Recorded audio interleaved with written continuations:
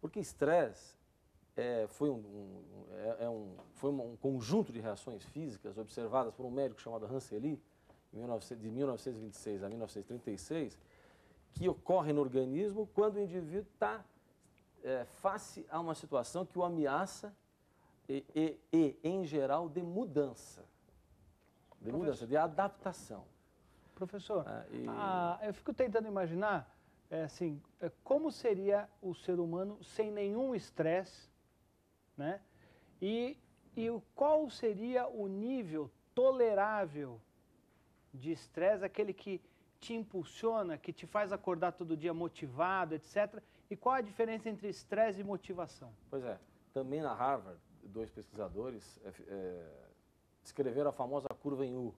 Quer dizer, se você vai ficando ansioso, levemente ansioso, isso até pode aumentar a tua performance, como, por exemplo, melhorar a tua memória. Mas chega uma hora que essa curva faz um U invertido, a curva em U invertido, começa a cair a tua performance. Então, aquele indivíduo que vai para um exame final na faculdade, levemente ansioso, ele vai até melhor do que iria se não estivesse. A adrenalina ajuda. Um pouquinho. Agora, se essa ansiedade subir demais, ele entra na parte descendente da curva e faz o famoso branco. Tem um estudo, para que você tenha uma ideia, que antes dos exames finais, 25% de estudantes de um certo curso superior tinham colesterol aumentado. Por quê? Porque liberar adrenalina, hoje nós sabemos, aumenta o colesterol. Então, colesterol aumentado, né? Que vai se depositar em artérias, pode... Professor, como é que se observa? Professor, como é que se observa? Quais são os sintomas observáveis quando alguém transpõe essa fronteira? Quer dizer, o estresse deixa de ser natural e até louvável e até necessário, dependendo da situação, e passa a ser um problema. O que acontece na prática? Na prática, o indivíduo que se sente, na maioria do tempo, da maioria dos dias da vida dele, ansioso, ele está na fase de alerta do estresse. É a primeira fase. A grande maioria da população nas grandes metrópoles deve estar assim, né? Insegurança, situação econômica difícil, renda difícil, etc. Todas as falhas institucionais que temos aí, no sentido de prover uma sociedade melhor.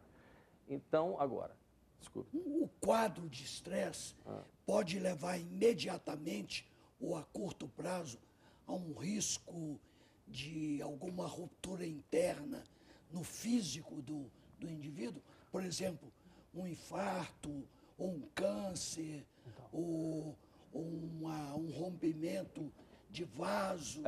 Se o indivíduo já tiver, por exemplo, coronárias já parcialmente obstruídas, que são as artérias que irrigam o coração, estresse agudo, como, por exemplo, doença grave em um filho, suponhamos, pode precipitar, sim, ser um fator que pode precipitar um infarto. Agora, após o indivíduo entrar na fase de alerta, ele entra numa fase chamada fase de resistência ou adaptação. Essa fase já é mais difícil de ser caracterizada clinicamente. Ele passa ele passa por essa fase aí em um período variável, que é no mínimo de meses, eventualmente até anos, e acaba chegando na fase de exaustão, que é quando os sintomas surgem, as doenças surgem. Então, como é que é um indivíduo que chega estressado ao consultório tipicamente? É aquele indivíduo que, por estresse, já não consegue dormir bem à noite. Então, invariavelmente, ele está tomando um remédio faixa preta, um benzodiazepina. Porque à noite ele fica com aquele carrossel de preocupações e não consegue dormir. É um indivíduo que está tendo, em geral, problemas de pele do tipo...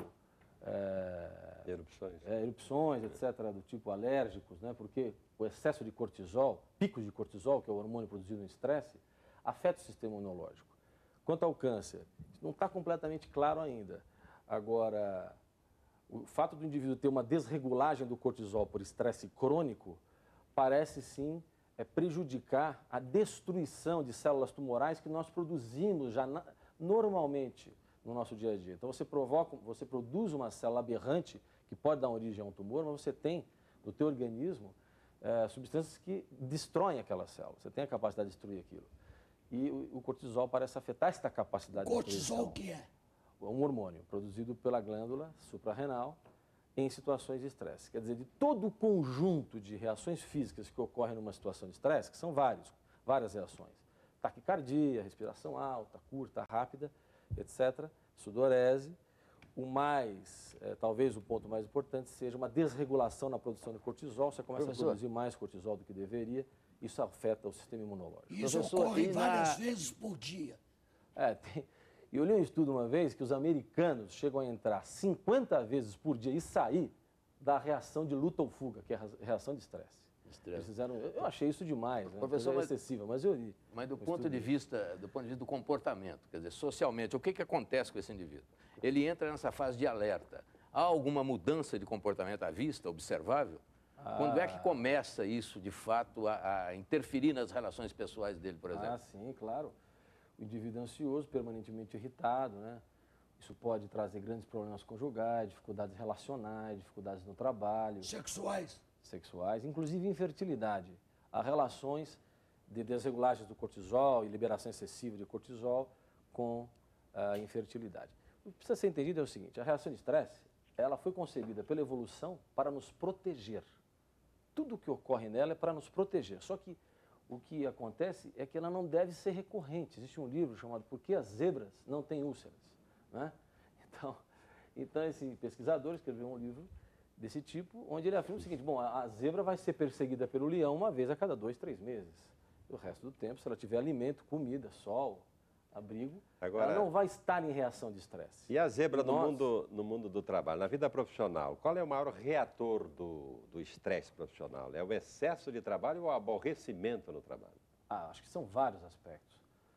Hoje, eu acho que o trabalho é uma fonte de estresse imensa, porque como o trabalho hoje é raro, é difícil, o emprego é difícil, as pessoas são obrigadas a assumir qualquer emprego que possam.